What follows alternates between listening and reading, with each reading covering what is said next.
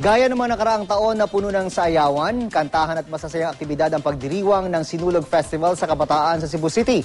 Patuloy din ang paghahanda nila para sa Sinulog Grand Parade sa susunod na linggo. At may ulat on the spot si Greggy Magdadaro ng GMA Cebu. Greggy? Yes, June, naging makulay ang festival sa Kabataan nitong Sabado sa Cebu City Sports Complex.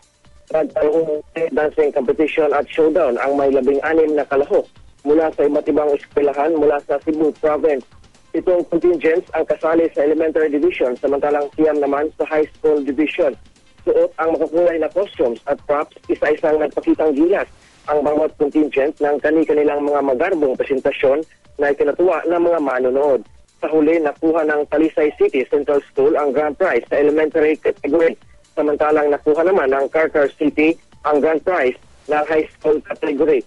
Nasiyahan naman si Ricky Ballesteros, Sinulog Foundation Executive Director, sa matagumpay na Sinulog sa Kabataan sa Lalawigan.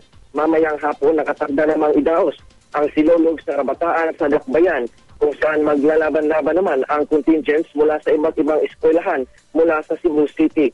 Ang mananalo mamaya at ang mga naunang nanalo ay sasabak sa Sinulog Grand Parade sa darating na linggo, January 20. At yan ang latest mula rito sa Cebu City. Balik sa iyo, June. Maraming salamat, Greggy Magdadaro ng GMA Cebu.